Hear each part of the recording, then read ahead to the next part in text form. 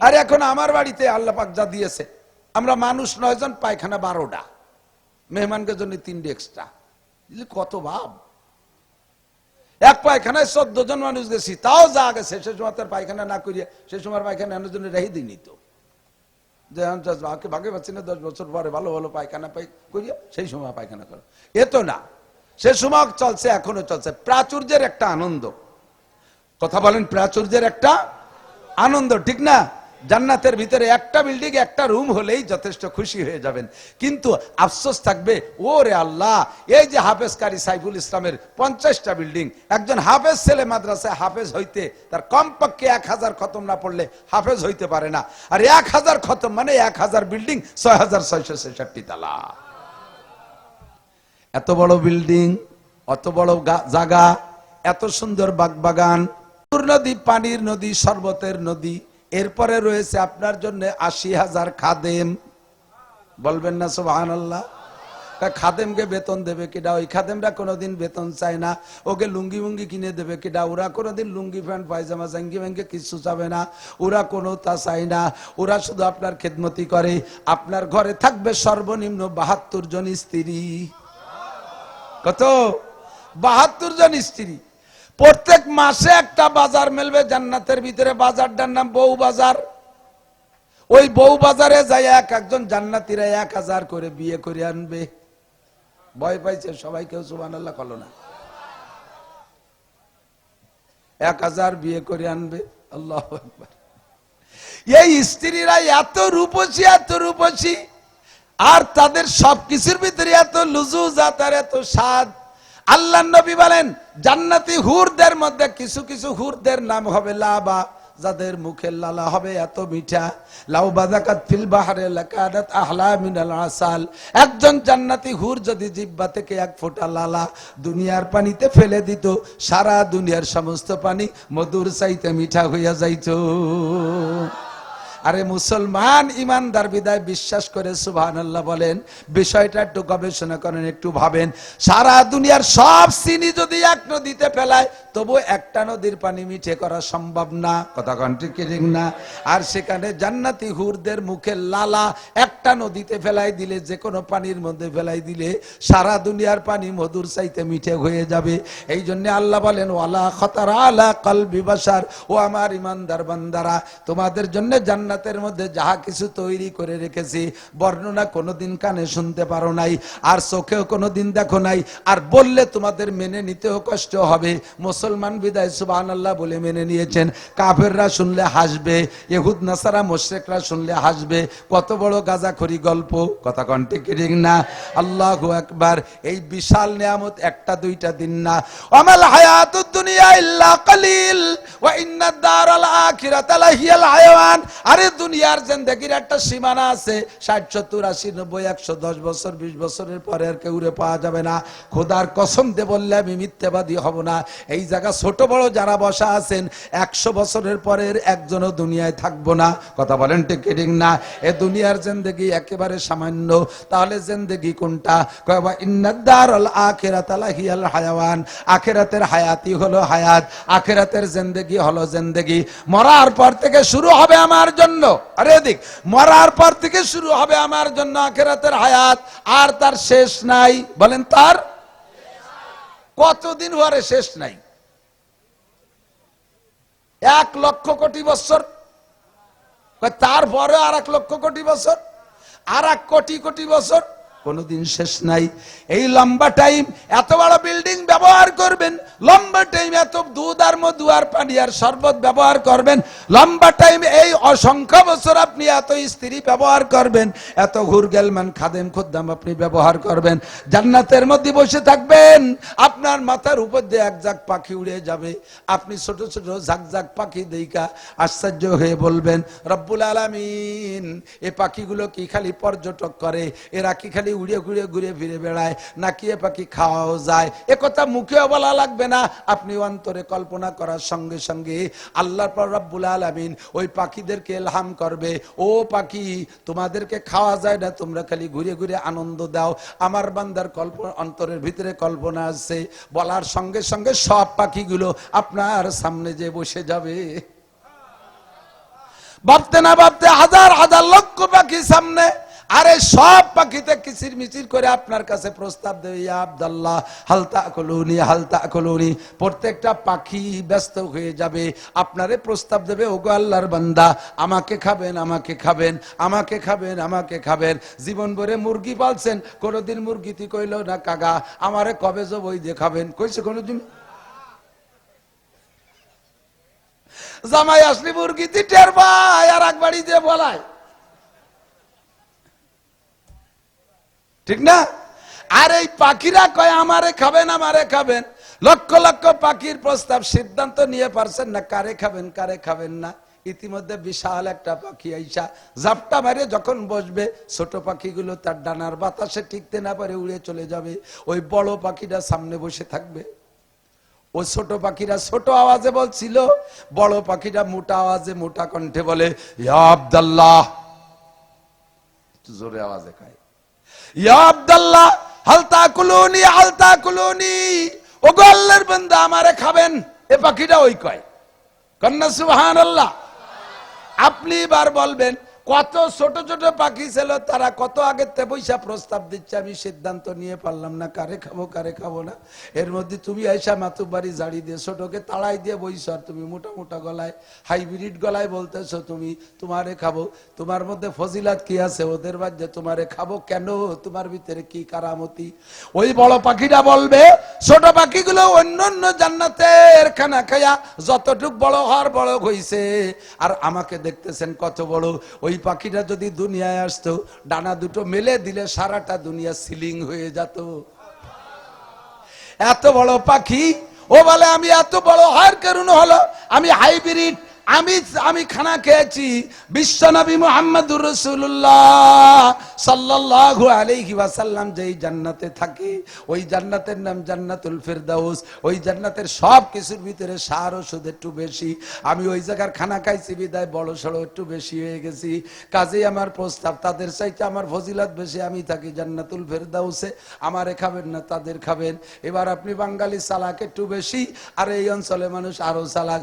উনরা বলবে, আরে তাদেরকে খাই নেই তো তোমারে খাবো সেই আশায়, ওরা কর্নেতে আছে কেচর মেচর হচ্ছে, খাই নেই তো তুমি কর্নে আসবা তোমারে খাবো সেই জন্য খাইনি।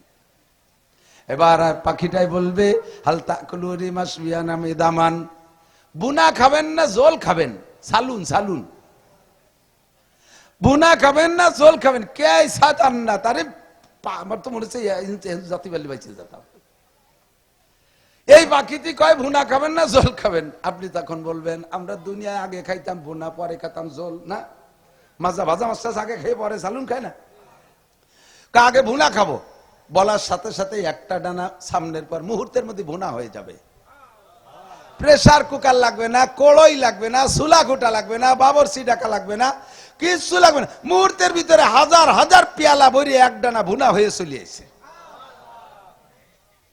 পরান ভরে খাইয়ে গ্যাড় গ্যাড় করে একটা ডেক সারবেন, 7 আপ কা লাগবে না, পেট খালি হয়ে যায়। পায়খানা নাই, বেস্তের মধ্যে পায়খানা নাই, সেজন্য ফাঁকা জায়গা যে মারি দিয়েন না, বেস্তের মধ্যে পায়খানা নাই, ডেক সারলি পেট খালি, কনসুবহানাল্লাহ, আল্লাহু আকবার। এরপরে বলবেন, আরে ভাই ভুনাই এমন মজা, জলে কেমন মজা। বলার সাথে সাথে ওই ডানাটা আবার হয়ে যাবে। ও ডানা খেয়ে ফেলতেন যে পঙ্গু পাখি কুড়া পাখি খাবেন তা না, ও ডানাটা আবার হয়ে যাবে।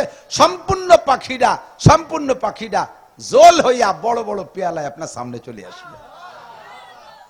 কোন দিক কিরম ঠায়, এরপরে সব খাবেন, একটাও রাখবেন না। এত বড় পাখি, সারা দুনিয়া জোড়া পাখি কি কয়, আমাকে রাক্ষস হয়ে যাবেন। ও জায়গা খাবেন আর কোন দায়িত্বে বার হয়ে যাবে আল্লাহ জানে। মোটামুটি খালি ভালো লাগবে আর খাইতে থাকবেন, খেয়ে খেয়ে হাড্ডি গুলো রেখে দেবেন দস্তারখানে। এরপরে আপনি নিজে নিজে একটু দুশ্চিন্তায় পড়ে যাবেন যে আরে কপাল, এত বড় পাখিটা 2-4 দিন রাইয়ে খালি হতে পারতাম, একদিনই সব খেয়ে ফেললাম। পরে যদি এরকম তেলালা মজাদার পাখি পরানে চাই, পাখি তো এত বড় পাখি, এত বেশি তার কথা না, ফিরে পাবো কোন জায়গা। ভাবতে ভাবতেই ওই এক একটা হাড়ের থেকে ওইরকম এক একটা বড় পাখি উড়ি চলে যাবে। ই কি মেনে নিয়ে যায়, কোন দিদি যায়, মেনে নিয়ে যায়, কেউ যায় না, যায় না, যায় কি যায় না। আরে আমি নিজে দেখে আসলেও মিথ্যে হতে পারে, আমার নবী বলেছেন এর মধ্যে মিথ্যা নাই, ঠিক কি ঠিক না? এত বড় বিশাল জান্নাত, এত নিয়ামত আপনি অসংখ্য বছর খাবেন, অসংখ্য বছর ব্যবহার করবেন, তাহলে সে দুনিয়া থেকে যা কামাই করে নিয়ে যাচ্ছেন, যা নামাজ পড়ছেন, নামাজের ইন্টারভিউ নিলি 90% পাবলিক ফেল করবেন, আপনার নামাজের টাকা হুটুও, আপনার নামাজের টাকায় সুতো নাই, আপনার নামাজের টাকায় বাংলাদেশ ব্যাংকের ছবি নাই, আপনার নামাজের টাকার কোনা ভুড়া, ওই দিয়ে আপনার ওই ভেস্টের ওই নিয়ামত চলে না। তিলাওয়াত যা করছেন তা শুনলি শয়তান ও লজ্জা ভাই, এমন তিলাওয়াতের তিলাওয়াত করছেন, দোয়া কুনুত যা পড়ছেন প্রত্যেকদিন বেতের নামাজে আপনি একবার কাফের হয়ে গেছেন। ওয়ানাশকুরুকা ওয়ালা নাকফুরুকা, বলেন খেয়াল করেন আমি কি কবত ভাবছে যে বুক আমার কতি কোন হুজুর নিজে কই চারি যাচ্ছে। ওয়ানাশকুরুকা ওয়ালা নাকফুরুকা, তোমার নিয়ামতের শুকর আদায় করি, কোনদিনও কুফরি করি না, নাফরমানি করি না, নাশুকরি করি না, করিবও না। আর আপনি বলছেন কি ওয়ানাশকুরুকা ওয়ালা নাকফুরুকা, দমাদম মারিয়ে দিয়েছেন, কারণ তাড়াতাড়ি চার দোকানে যেতে হবে। ও বাচ্চাতে রাজনীতি সিগন্যাল আসতেছে, মেম্বার এসে গেছে, চা অর্ডার দিয়ে গেছে, কানে খবর পাইছেন, এজন যদি অত টাইনি টাইনি দোয়া কোনো ধরতে তাহলে চা মিস হয়ে যাবে, দমাদম মারিয়ে দিয়েছেন। ওয়ানাশকুরুকা ওয়ালা নাকফুরুকা কি কইছেন জানেন? এই ওয়ালা নাকফুরুকা লারে না টাইনি পড়ার কারণে আপনার কি হয়ে গেছে, এতদিন শুকর আদায় করছি আর পারবো না, এখন থেকে কুফরি করব না ফরমানি করব, বলেন ঈমান থাকবে? এবং তো অবশ্যই করব। কুল ইয়া আইয়ুহাল কাফিরুন লা আ'বুদু মা তা'বুদুন, পড়েন লা আ'বুদু মা তা'বুদুন, হে কাফেররা, হিন্দু ভাইরা, তোমরা যা করো জীবনও করি নাই, কোনদিন করিব না। কথা বলেন। মূর্তি পূজা করছেন, কালী পূজা করছেন, সরস্বতী পূজা করছেন, লক্ষ্মী পূজা করছেন, দুর্গা পূজা করছেন, আর সামনে তো করবেন, কোনদিনও করবেন, কোনদিন করিও নাই পূজা, কোনদিন পূজা করিব না। লা আ'বুদু পড়লে এই তরজমা, আর আপনি বলছেন কুল ইয়া আইয়ুহাল কাফিরুন লা আ'বুদু মা তা'বুদুন, লারে একটু টানেন নাই। তরজমা হয়েছে, হে আমার হিন্দু ভাইরা, এতদিন পূজাপাঠ তোমরা করেছো, এই দুর্গা পূজাতে আমরা আসতেছি, অবশ্যই তোমাদের সাথে বড় পূজা দুর্গা পূজা, কালী পূজা, লক্ষ্মী পূজা করবই, কোনো সন্দেহ নাই। এই কথা বলছেন নামাজের ভিতরে, আপনার নামাজের মাঝখান দিয়ে ফুটো হয়ে ছিঁড়ে বার হয়ে চলে গেছে, নামাজের আপনার নামাজের টাকার কোনা পুড়িয়া গেছে, আপনার নামাজের টাকার নাম্বার নাই, আল্লাহর কসম এই নামাজ দিয়ে জান্নাত পাইবেন না। ও বন্ধুরে, এই জন্য আপনাকে করে যেতে হবে কি, ইবাদত বন্দেগী যা করছি তাতে আমার দুনিয়ার জিন্দেগি চলে না, আমার আবার মরা পর্যন্ত যতদিন বাইসে থাকবো অতদিন আমি কি ধুয়ে মুছে খাবো। এই জন্য আল্লাহর নবী বলেন তিনটে জিনিস রাইখা যাবা, জোরে বলেন কয়টা? তিনটে জিনিস রাইখা যাবা, তিনটে জিনিস রেখে যাবা। এ মাঠে আমার কোনো আজ করতে বাকি নাই, তারপরে এসে গেছে বলি, ইব্রাহিম খলিলুল্লাহ আলাইহিস সালাতু ওয়াস সালামকে জিবরিল আলাইহিস সালাম আয়েশা জিজ্ঞেস করে, ইয়া আব্দুল্লাহ ইয়া খলিলাল্লাহ আতামুতু আম তাহইয়া। সব নবী রাসূলদের মৃত্যুর আগে ফেরেশতা জিবরিল অথবা আজরাইল যে কোনো কের মাধ্যমে আল্লাহ তাআলা প্রস্তাব পাঠায়, এই সাধারণ মানুষের সম্মান আর আমার নবী রাসূলের সম্মান একরকম না। কতক্ষণ ব্যক্তি যেমন তাকে সেরকম সম্মান। আমি বলে থাকি, আমরা এ কথা বলার কারণে আজকেও আজ করছি, এই যে কমেন্টে আসতেছে, হুজুর আজকে কার কার প্রশংসা করছে একটু বলেন না তো। আমার স্বভাব, কাফেরও যদি একমাত্র কাফের ছাড়া ওই বদমাশ গুলো ওকে নাম অত ভালো রে কর দরকার নেই, কিন্তু মুসলমান হয়ে, মুসলমান যারা আমি মুসলমান চিনি, সে আমার শত্রু হোক আর আপন হোক, বন্ধু হোক, সে যদি বড় মানুষ হয় তাহলে তার নামটা অসম্মানের সাথে উচ্চারণ করা বেয়াদবি। কতক্ষণ আমার পক্ষে হোক আর বিপক্ষ হোক, আমি হাজী সাহেবের দল করি তাই বলে আমি চেয়ারম্যান মোখলেসুর রহমান সাহেবকে মুখ্য খেপাবো, এটা বেয়াদবি, এটা ভালো না। তাকে বলার সময় আমি মোখলেসুর রহমান চেয়ারম্যান সাহেব বলবো। আবার চেয়ারম্যানের দল করে হাজী সাহেবের নাম কওয়ার সময় সে আমার শত্রু বিদায় তাকে বেয়াদবির সাথে নাম বলবো, এটা উচিত না। বাংলাদেশ এখন বেয়াদবে ভরপুর হয়ে গেছে, কথা বলেন ঠিক ঠিক না? কোন ছোট বড় নামের সাথে আদব বেয়াদবের লেহাজ করতেছে না, জ্বলিয়ে যাবে শুধু এই জন্যে। ছোট বড়র ভিতরে পার্থক্য থাকা দরকার আছে না নাই? আল্লাহ তাআলা মানুষের ভিতরে পার্থক্য করে আমারে আপনারে মারার জন্য দিকটা কাট, আমারে আপনারে মরার আগে কোনোদিনও ফেরেশতা এসে কবে না কাকা কাঁচাটা খুলে ফেলো, আমি এসে গেছি, তুমি রেডি হও, কবে? কোনোদিন কাঁসা দিয়া অবস্থায় শোয়াই দেবে। কাজী হতে যান কি কাঁসা দিয়ে না যুব্য গাই দিয়ে? কাঁসা মাল কাঁসা দিয়ে একেবারে তে ট্যাংরা বারোই দিয়ে। কোপ খাইয়ে মরলি তো সেই আদান একটা অবস্থায় মরেন।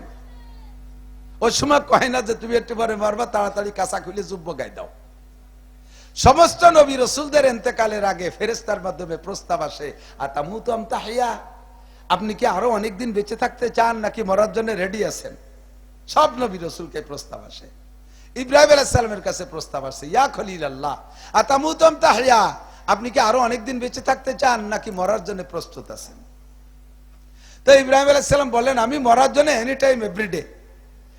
যেই মালিকের প্রেমে পইড়া, যেই রবের প্রেমে পইড়া নমরুদের সাথে যুদ্ধ করেছি, তার অগ্নি পরীক্ষার সম্মুখীন হয়েছি, যেই মালিকের প্রেমে পইড়া নিজের কলিজার টুকরা ইসমাইলকে জবাই করেছি, জবাই তো করেই ছিলেন, আল্লাহ হতে দেয় নাই, সেটা তো ভিন্ন কথা না? কি বলেন? জবাই থেকে ইব্রাহিম আলাইহিস সালাম একটুও ত্রুটি করেছে? সম্পূর্ণ প্রস্তুতি, জবাই শুরু করে দিয়েছে। রব্বুল আলামিনের প্রেমে পড়া কোনোদিন তার একটু দেখতে পারলাম না, দুনিয়ায় থাকতে দেখা সম্ভব না, মরার পরেই বন্ধুকে দেখবো, কাজে আমি তাড়াতাড়ি মরার জন্য প্রস্তুত। তবে মরার আগে একটা কাজ আমি করে রেখে যেতে চাই, সেটা হলো মরার আগে একটা কাজ করে রেখে যেতে চাই যে কিয়ামত পর্যন্ত মানুষ আমার মেহমান হবে। আমার জীবদ্দশায় তিনটে গুণ ছিল, আমার আল্লাহ পাক এই তিনটে গুণ পছন্দ করেছে। এক নম্বরে আমি কোনোদিন মেহমান ছাড়া খানা খাই না। দুই নম্বরে দিন ও দুনিয়া আমার সামনে একই গতিতে আসছে, দিনও যেমন প্রয়োজন, দুনিয়া এরকম প্রয়োজন। এবার একটা ধরতে গেলে একটা থাকে না, দুনিয়া হালাল, দুনিয়া ধরতে গেলে দিন ছুটে যায়, আবার দিন তো দিনই, এ ধরতে গেলে দুনিয়া হালাল, এত বড় ইনকাম ছুটে যায়।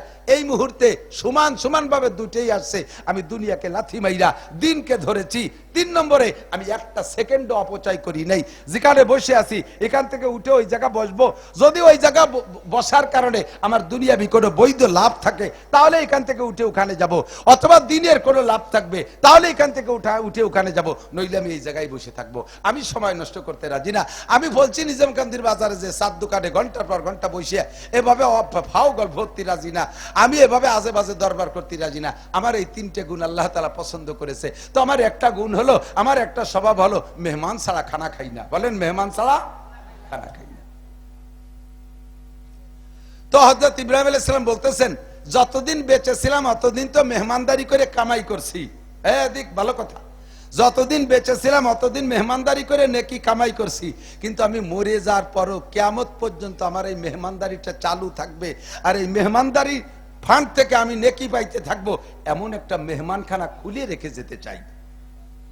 এই পদ্ধতি জিব্রাইল বলো কি আছে, তারপর আমি মরে যাব, কোনো সমস্যা নাই। জিব্রাইলকে তো আমারও জানা নাই এমন কি আছে, যাও তুমি শুনিয়ে এসো। জিব্রাইল আল্লাহর কাছে যে প্রস্তাব দিলে আল্লাহ পাক বললেন, জিব্রাইল তুমি 1 ফুট লবণ নিয়ে যাও, 1 ফুট লবণ আমার বন্ধু ইব্রাহিম খলিলের হাতে দিবা। ইব্রাহিমের হাতের মধ্যে বরকত আছে, ইব্রাহিমের হাতের মধ্যে বরকত আছে, বলতে গেলে এসে যায় না বলে পারি না। কেমন বরকত? কাবা ঘর নির্মাণের পরে 1 ফুট বালি রয়ে গেছে। কাবা ঘর নির্মাণের পরে ইব্রাহিম আলাইহিস সালাম বললেন, আল্লাহ 1 ফুট বালি রয়েছে, একটু কি করবে? এটা তো মসজিদের জন্য বরাদ্দ, সাথে